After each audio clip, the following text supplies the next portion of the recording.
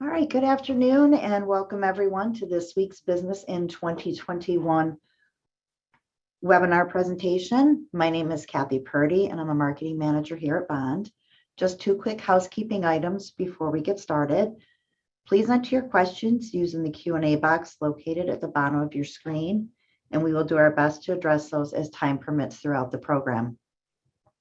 Once today's webinar has ended, we would appreciate you taking a moment to complete the brief survey.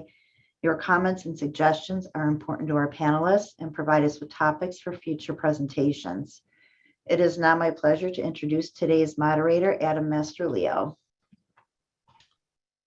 Kathy, thank you so much. It's good to be back. I've been away for a couple of weeks doing other things, but I'm happy to be back. I want to wish everyone on here a happy Thanksgiving if we don't remember to do that at some point. For those of you who are unlucky enough to be working this week, we have a lot to cover. We have a number of very interesting topics that I hope will be useful to most, if not all of you. So to start us off today, we're going to have Kate Reed on. Kate is a partner in our Syracuse office who is chair of or co-chair of our school law practice group. Kate is going to give us an overview of what's going on in the school law world. So Kate, please feel free to take it away.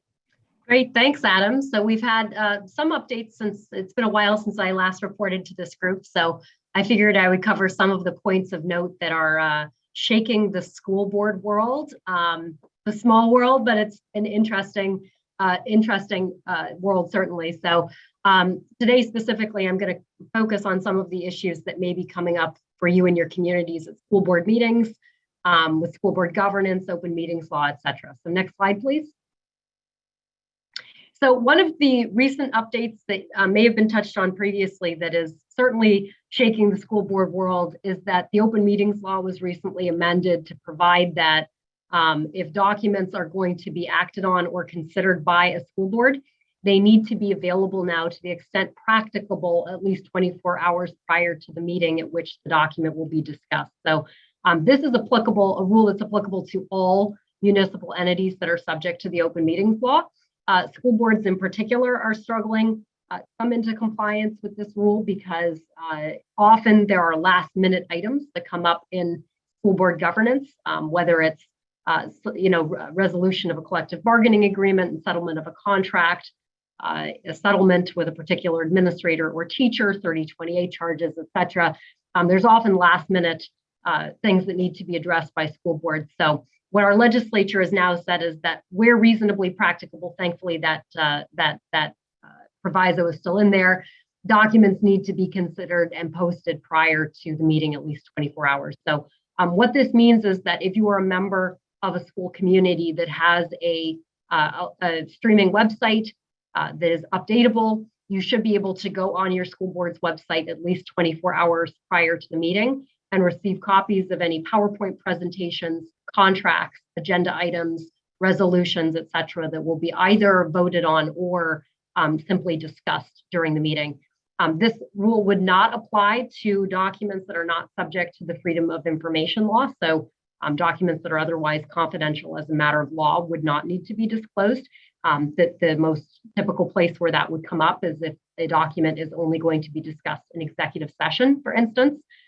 It would not be subject to public disclosure, but anything that will be discussed publicly during the meeting needs to be disclosed. Next slide. Another big development is now the public online posting requirement for meeting minutes.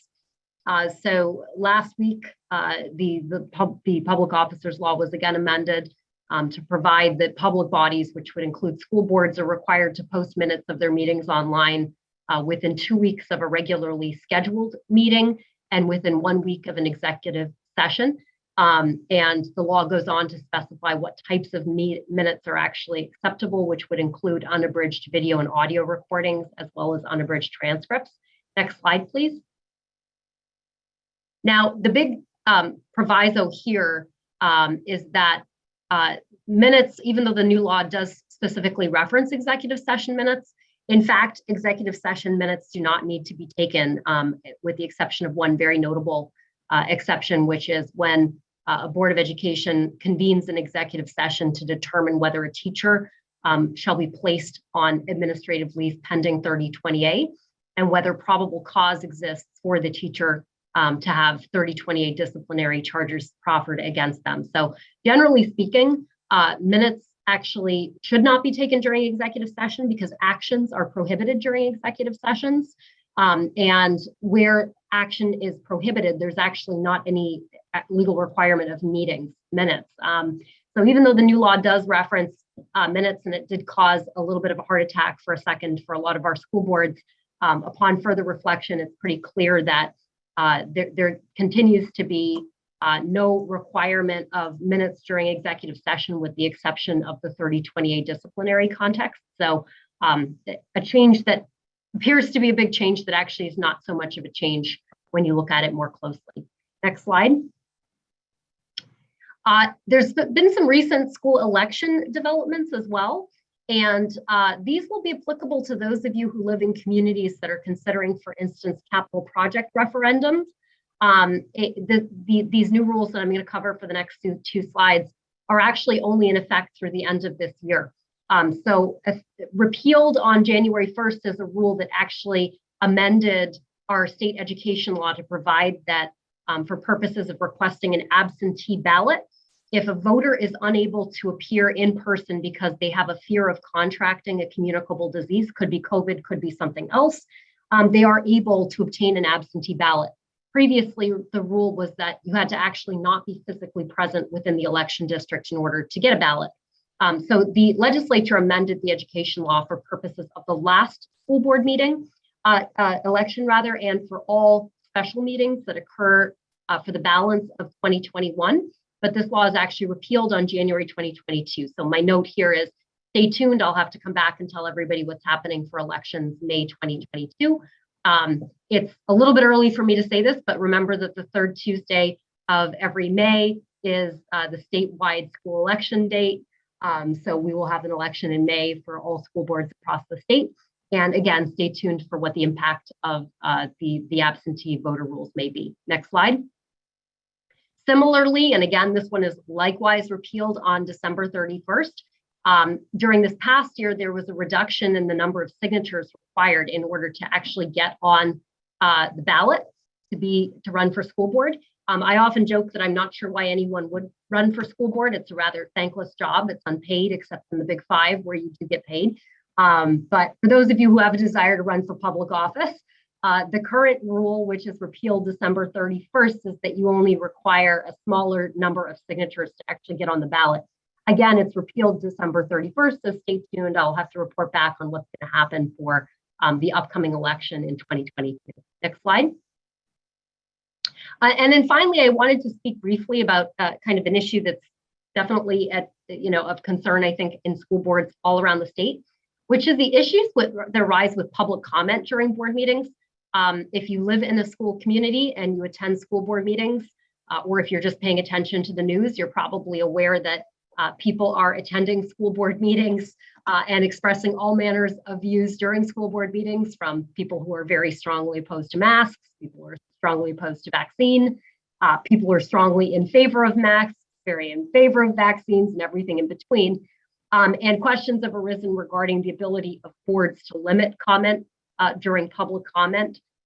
So there is what I wanted to point out was that the open meetings law actually doesn't have a strict requirement of a mandate of public comment. So most boards of public entities provide a period for public comment, but it's not legally required.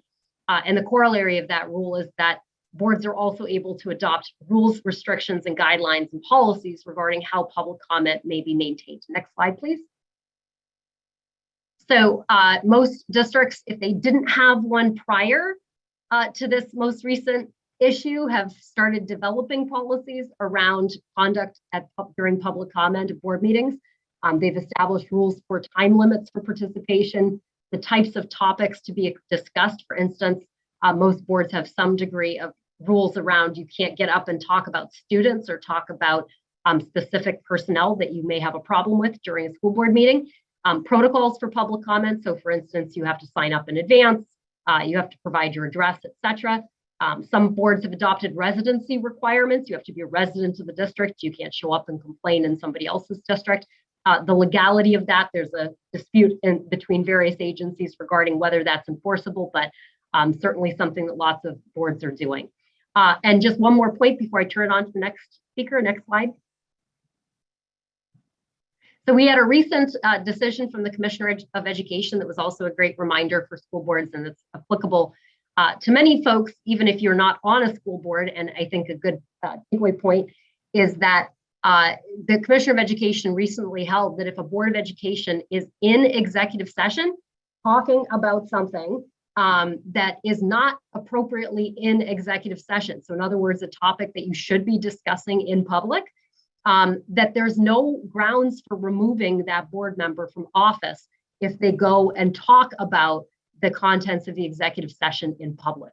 So the concept being, if you're in executive session, everything that happens in executive session is confidential, except if the topic of the conversation is not properly in executive session to begin with, then there's no prohibition on the board member actually sharing what took place in executive session. So a good reminder for all school boards and also for members of the public that hold school boards accountable that if your elected officials are in executive session, they need to be limiting topics to those topics that are specifically authorized to be discussed in executive session. So that's the riveting, exciting developments in school board land over the last couple of weeks. I'll turn it back to you, Adam. Kate, thank you so much. We hope that it's helpful for those of you who are school district clients to get these periodic updates. I know the school law group does a lot of communicating with clients through webinars and publications as well, but we always like to have them on this webinar as well from time to time. So thank you, Kate. All right, next up, Nick Jacobson is an attorney in our Rochester office. Nick is going to talk to us about the electronic monitoring law that was recently passed. He's going to dive into this a little more deeply than Katie did a couple of weeks ago. So Nick, please take it away. Thanks, Adam. Good afternoon, everybody. So on November 8th, the governor signed an amendment to New York civil rights law that requires employers to provide notice to new hires if they monitor or otherwise intercept telephone conversations or transmissions, or internet access or usage of or by an employee by any electronic device or system. Employers also have to post this notice of electronic monitoring in a conspicuous place which is readily available for viewing by employees who are subject to electronic monitoring. So there's both a notice requirement for new employees that has to be provided in writing, and there's also the posting requirement where you'd have to put this poster where all of your other workplace posters are in the break room or by time cards or somewhere else where employees will see the new required posting. Next slide, please. So the notice to new employees must be provided in writing, in an electronic record, or in another form. The statute actually spells out the specific notice that needs to be provided, and it must advise employees that any and all telephone conversations or transmissions, electronic mail or transmissions, or internet access or usage by an employee by any electronic device or system, including but not limited to the use of a computer, telephone, wire, radio, or electromagnetic, photoelectronic, or photo-optical system, may be subject to monitoring at any and all times and by any lawful means. And like I said, that's spelled out right in the statute. It's the boilerplate language that the state has put out there. That notice to new employees also must be accompanied by an acknowledgement from the employee to establish that they sign it, that they viewed the policy, and it needs to either be signed or electronically acknowledged by the new hire. Next slide, please. The statute does not create a private right of action. Instead, it provides for enforcement by the New York State Attorney General. The violations come with fines for a first violation, employers can be fined up to $500. For a second violation, they can be fined up to $1,000. And for a third violation, up to $3,000. And that $3,000 cap would also apply for any subsequent violations. One important thing to note, it's not clear whether an employer would have committed a violation for each new hire if they failed to provide the required notice, or if it would be, the first violation is the first time you are charged and fined with violating the law by the Attorney General. That's not spelled out in the current law. Next slide, please. So some things to note for employers. First of all, I don't have this in the slide, but it does not apply to public employers. Also, while the law does contain a posting requirement, it does not require employers to provide notice individually to each existing employee or to obtain acknowledgements from them. For existing employees, they would be notified by that workplace posting that has to go up. Also, this requirement doesn't apply where the employer is supplying, doesn't just apply where the employer is supplying the computer or phone or PDA or whatever it may be. It also applies where employees use personal devices to transmit email through a corporate server across internet through the employer's connection. So if you're using, if you've got employees using their own personal phones to transmit company email, that notice would be required even though the employer isn't supplying the device being used by the employee. Next slide, please.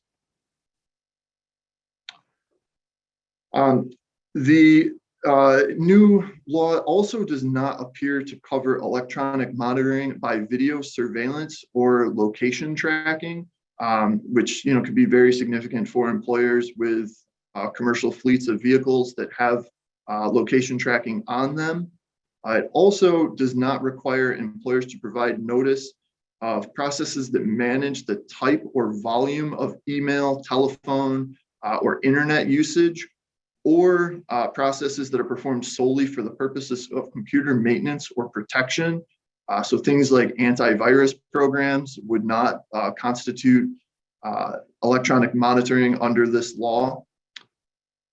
Additionally, if employers include the notification in an employee handbook, they should include a specific acknowledgement for the electronic monitoring notice, in addition to the signature from the employee that they received the handbook. You want to make sure that you have specific acknowledgement specific to the electronic monitoring notice.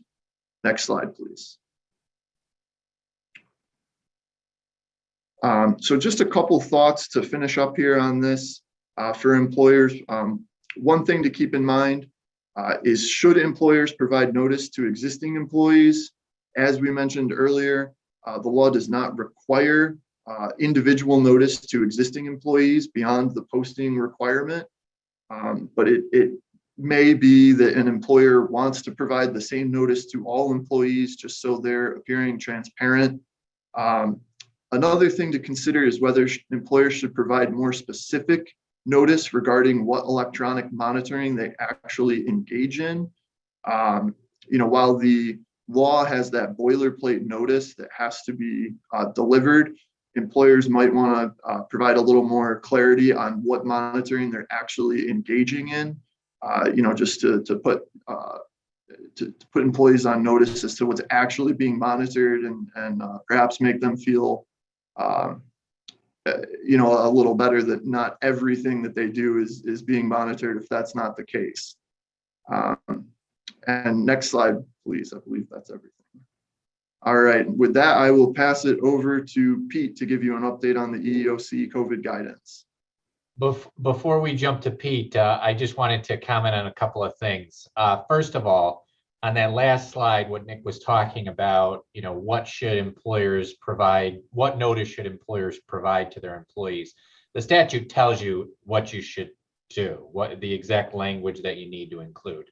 And I just want to make sure that Nick's suggestion is not mandatory. We know what's mandatory. The statute tells us what has to be in the notice. And so that's what you have to put in the notice to the employees. Also, in monitoring the chat, I saw that we got 11 or 12 questions about whether or not this policy or this notice can be provided as part of the employee handbook. And I think Nick answered that. The answer is yes.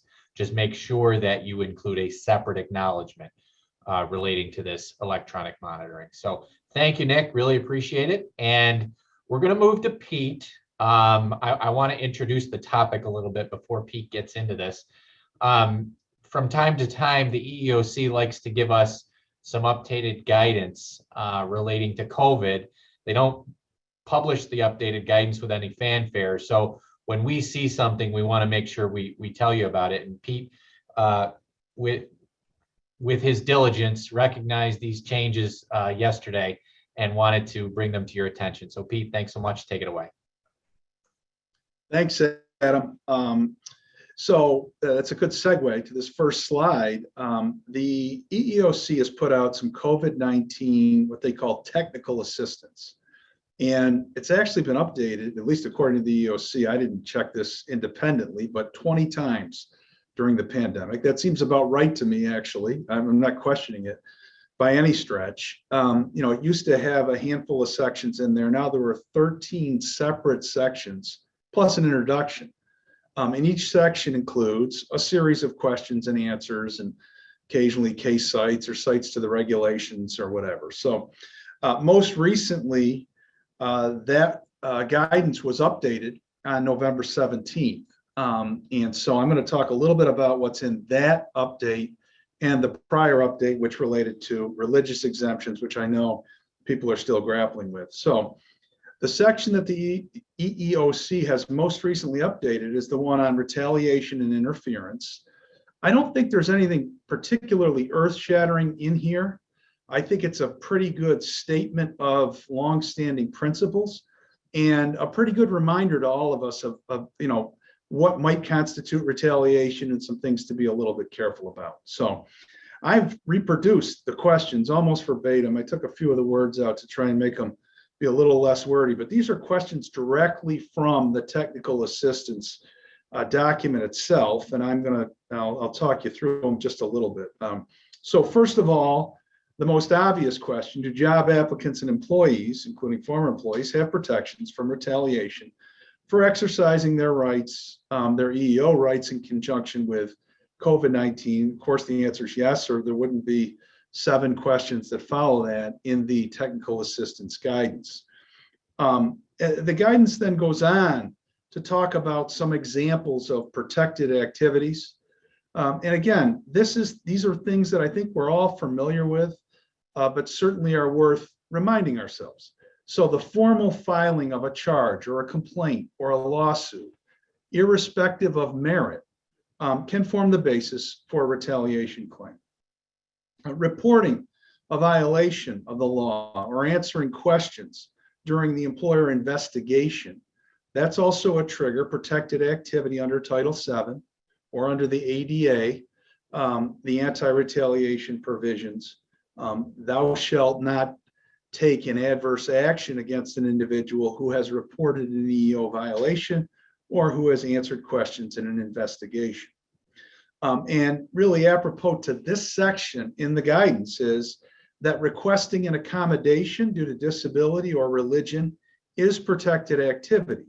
And so one can't be retaliated against for having requested an accommodation either, again, regardless of whether one is granted or not by the employer.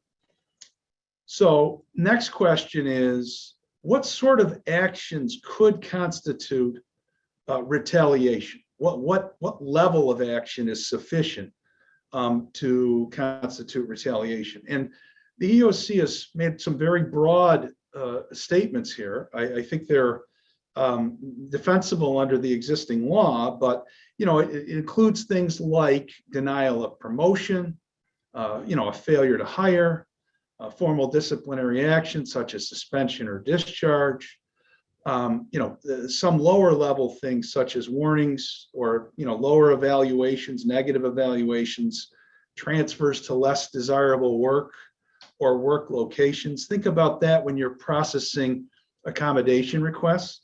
A lot of times that's a creative way to help somebody be accommodated.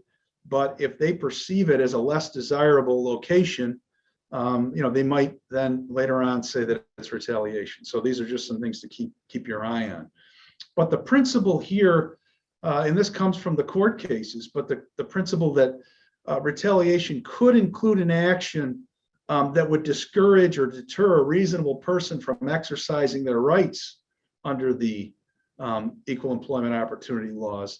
That's the broad catch-all that really could bring other things in as well, potentially. So the EEOC reminding us here that the universe of things that could be retaliatory is fairly broad. Then they pose the question, does this mean that an employer can never take action against someone who's engaged in this sort of protected activity? And the answer to that is, of course, no. The practical answer, I think, at least where I like to start when I view these things, is kind of the notion of, putting the horse blinders on, if that's a good analogy. And that would be, if you ignore the protected activity, if you can just look straight ahead at the thing that you're addressing, whether it's a performance issue or a conduct issue or something like that, then, it should be defensible to take an action, even if somebody has complained. But if you don't have those blinders on, and the things that are in the periphery of your vision come into play when you make these sorts of decisions, then you potentially could have problems with retaliation. I think that's fairly easy to justify and defend if you're talking about something that occurs all the time and you've got a very common practice in terms of dealing with it. Absenteeism may be an answer or an example. You've got a absenteeism policy, people are absent, they get points, you administer it across the board, there are no exceptions.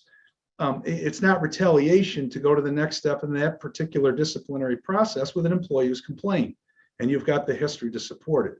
Where it gets trickier is where the one-off situation, where there is no history of like conduct or like performance to be addressed because you haven't had it before.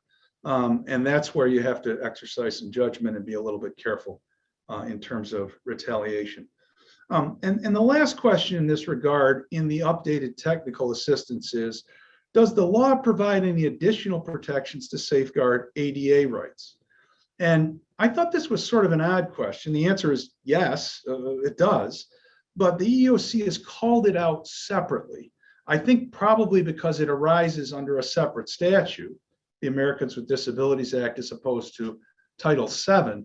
But I think it's actually noteworthy that it is in a separate question unto itself, perhaps reminding us that it's not just the traditional Title VII categories that carry an anti-retaliation provision, but also the Americans with Disabilities Act. So that's the update from November 17th. And as I say, none of it is earth-shattering, but it's all, I think, worth keeping in mind, and also as a point of emphasis that the EEOC thought it was important enough to update the technical assistance. I do want to backtrack just briefly to talk about some things that also were brought into the technical assistance, or at least updated in the technical assistance, a couple weeks before on October 25th. And again, these are questions that appear in the religious accommodation section. And since this is such a current topic for all of us, I thought it would be worth just walking through these. These are things that we've talked about in the past and you've all been dealing with. But the first one is, do you have to accept an employee's assertion of a religious objection at face value, or can you ask for additional information?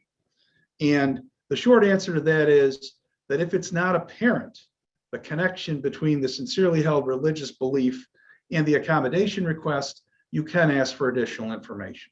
The EEOC is somewhat reluctant, I think, for employers to get deeply into that, because a sincerely held religious belief is just that. So it's not so much the belief perhaps that they're interested in having you get more information on, but it's sort of the connection to the accommodation request and verification that a sincerely held belief does in fact exist.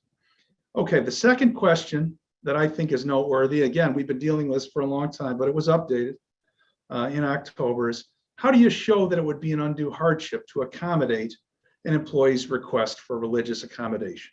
So assuming a sincerely held religious belief has been established, the standard for whether or not the employer must grant an accommodation is undue hardship.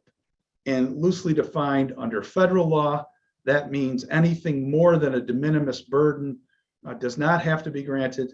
Anything less than a de minimis burden would need to be granted. And of course, that then gets you into the question of, okay, how burdensome is it in a case-by-case analysis? So that's where I think most of the analysis is going to be done. Sincerely held religious belief generally is fairly easy for somebody to demonstrate. If it's truly sincerely held, that we move to this second inquiry in terms of what's an undue hardship. Next question that was notable in the updated guidance is, if an employer grants some employees a religious accommodation, does it have to grant the requests of all employees? And I think the answer to that is no. Again, we're going to analyze these things on a case-by-case basis. And we'll also, at some point, potentially, we may run out of accommodations that we can give, particularly in a situation where people are asking to work from home, work remotely, things like that. You may be able to accommodate some folks, but not everybody if you need some people who are going to be in person. So this presents some difficult challenges. But the short answer to this is, just because you've granted a religious accommodation for someone doesn't mean that all religious accommodation requests will be granted in the end. And finally, the last updated question, must an employer provide religious accommodation preferred by the employee if there are other possible accommodations that are also effective in eliminating the conflict? And the answer to that is that no. This is very similar to the analysis under the Americans with Disabilities Act. This is part of the interactive process. All effective accommodations could be on the table. You're involved in these kinds of discussions trying to figure out what might work. So again, I don't think there's anything really earth-shatteringly news-breaking here, but it's important for us to remember the analysis, to be aware that the EEOC continues to update us on that, and to keep our eye on what's in there to make sure that we're up to date on the most current thinking from that federal agency. With that, I'm all done, unless Adam's got some follow-up cross-examination for me. I'll turn it back to Adam. No, Pete, I think you're good. These updates from the EEOC are important to point out to you from time to time, particularly in the COVID context. What many people don't realize is that the EEOC has had guidance on all of these topics out there for years. It just has not been specifically applicable to COVID, obviously. So whenever they update their guidance that's COVID related, we feel that it's worthwhile to bring it to your attention. So thanks again, Pete. Okay, so next up we have a special guest. Sandra Casey is an attorney in our Albany office. Sandra was the deputy and then acting general counsel for the State University of New York, so the SUNY system. And Sandra and a number of our other attorneys who are former general counsel have started to produce a new material or resource for our clients. And we wanted to introduce Sandra, give her the opportunity to speak to you all and tell you a little bit about this General Counsel Corner. So Sandra, welcome, and please take it away. Thank you, Adam, and thank you everybody for allowing me to be here and speak with you. I am very excited to be part of the Bond team and its higher education practice group in particular. Since our higher ed group is comprised of a number of former general counsel and academic administrators, we thought it would be helpful to our college and university clients to hear from us on legal developments and trends through the lens of our experiences in-house. We were all in the trenches with our higher ed clients when we were in-house. And so we want to share those experiences and practical tips with you. Therefore, we created a new publication called General Counsel's Corner, which we launched last week. And again, this publication is meant to provide a practical approach on how to deal with new laws, regulations, guidance that comes out from the regulatory entities. And I penned the first publication where I talked about guidance on student mental health disabilities in the COVID era, which was issued jointly by the U.S. Department of Justice and the Department of Education's Office for Civil Rights on October 13th to mark World Mental Health Day. The two agencies specifically highlighted that students who suffer from mental disabilities, such as those at risk of self-harm, are protected by both Section 504 of the Rehabilitation Act of 1973 and the Americans with Disabilities Act, or the ADA. You know, these laws, as you know, are powerful tools and offer students the opportunity to learn free from discrimination, including during this pandemic. Indeed, we have seen the instances of mental health crisis, unfortunately, increasing during these rough times. So the DOJ and OCR guidance lists a few scenarios where they could actually come and investigate a college's response to a student mental health crisis. So, and the lesson from these scenarios, really, there's one big takeaway. And that is that institutions cannot make knee-jerk judgments, based on fear about a student's mental health crisis, such as putting a student on medical leave without undertaking any kind of individualized assessment of the student's particular circumstances. So again, can't stress enough that individual assessments must occur when dealing with a student mental health crisis. This means that the administrators must engage the student and their support systems, their family members, their emergency contacts, their healthcare providers, to arrive at a reasonable accommodation for the student in their time of crisis. It is a balancing act for higher education institutions to protect students' rights while maintaining a productive learning, living, and working environment for college communities. It's really, really tough. It's no easy task. And unfortunately, with the rise of mental health crises, it is one that will not go away. So the guidance provides specific steps higher education institutions can take to help with this balancing act, such as developing trauma-informed crisis management procedures that include individualized assessment of the student's circumstances, train staff to recognize and respond to student stress, and reasonably modify policies such as attendance policies for individual students as appropriate. And this really means bringing in the faculty and really sensitizing the faculty to the importance of individualized assessment and bending the rules a little bit where you're not fundamentally changing the academic program. So, I mean, again, it's really, really a balancing act, and everybody has to be on board. It's all hands on deck, everybody in the community. We also recommend, though, that colleges and universities undertake tabletop exercises that are specifically tailored to student mental health crises. So all administrators who have a role in responding know what they are and who they should be working with on campus.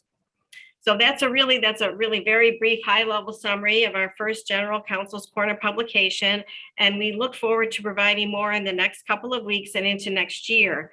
Our next topic will focus on the new New York State whistleblower protections that go into effect in January, and how these new protections will play out or could play out on campuses. Looking down the horizon, we still hear that in May, the U.S. Department of Education may be issuing new Title IX regulations that will revise what is already in place in the prior, that was put out by the prior administration.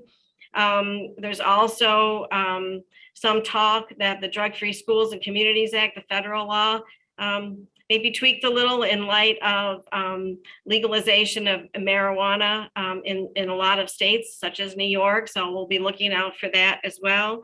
And anything that comes up and we feel will be important to you, we will certainly keep you posted. And we hope you really do enjoy this General Counsel's Corner. And I'm so excited to be part of the new project here. So thank you very much. And thank you, Adam, for inviting me to speak to everybody.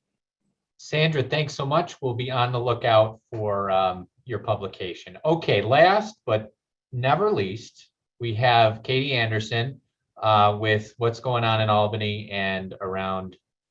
I mean, Katie, you don't really limit it to Albany, so feel free to talk about whatever you want. That's fair. All right. So let's do this. We've got a lot of stuff to go through. Signal to me if suddenly I am lost. You can't hear me. Just let me know. I will take care of it. So first up, what's happening in New York? I hate to be the person who's ending a presentation on a bunch of bad news, but unfortunately, that's the role to play today. Looking at these numbers, we are seeing a significant spike occurring in New York. Things are not looking good.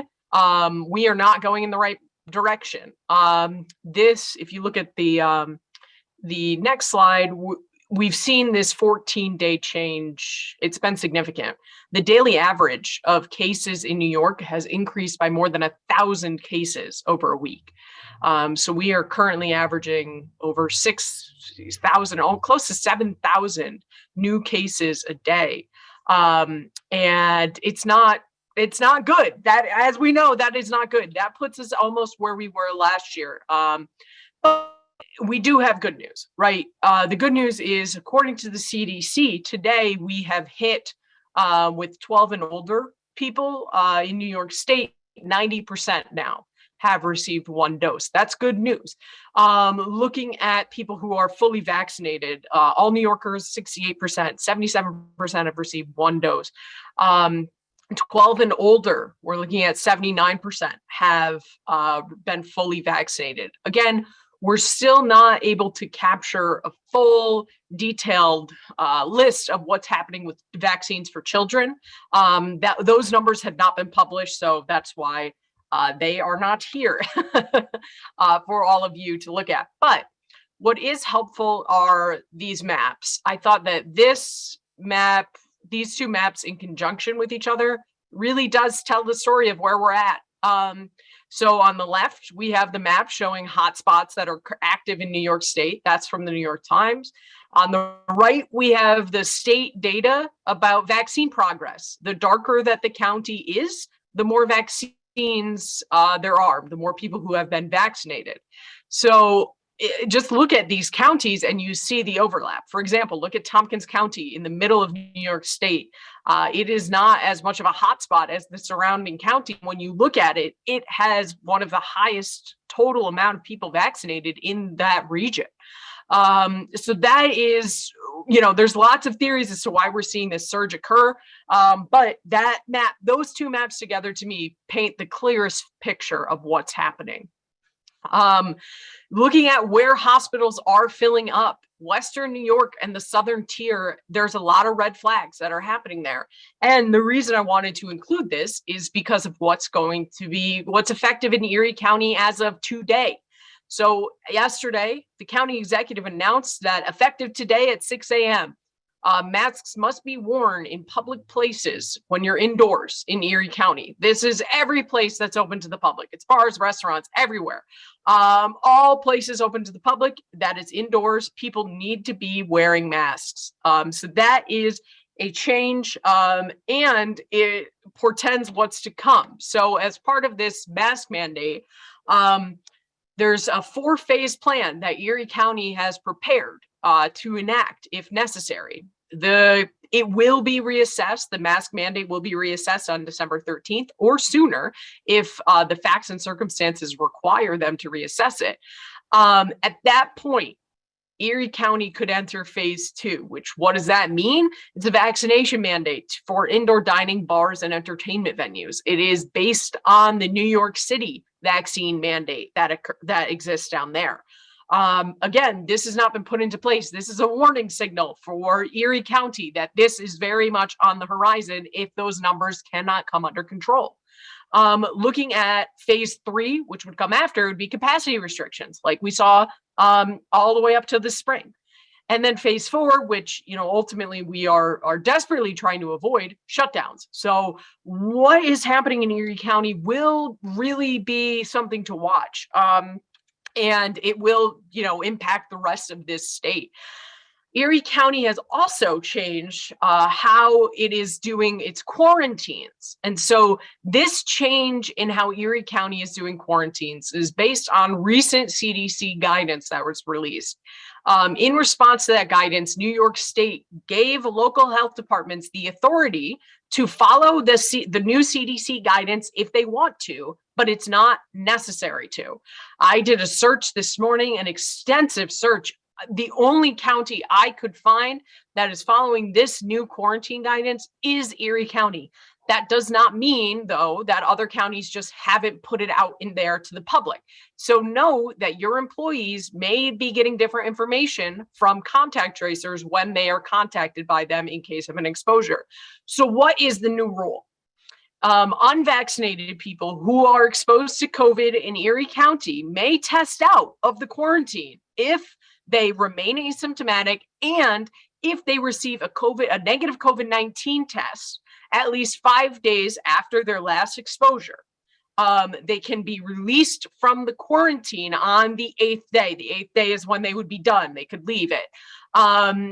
And the other big thing is that the test cannot be an at-home COVID test. It has to be done by someone else.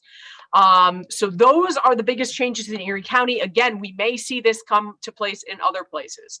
Finally, looking at booster shot news, this was enormous news that came out last week. It's a huge turnaround for the federal government. The FDA and the CDC have approved booster shots for all adults.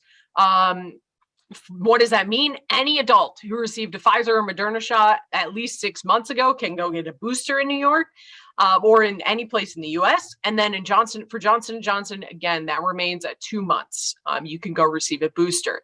The mix and match is allowed. So what does that mean? It means that my booster appointment, for example, is for Moderna. I received Pfizer. So I will let you all know next week how it goes. I am willing to be a scientific experiment for the purposes of this webinar. So for that, Adam, I will kick it back to you. Katie, thanks so much. And thanks to everyone for being with us again this week. We hope you have a great Thanksgiving, and we'll see you back here next week at noon on Tuesday. Thank you. Take care.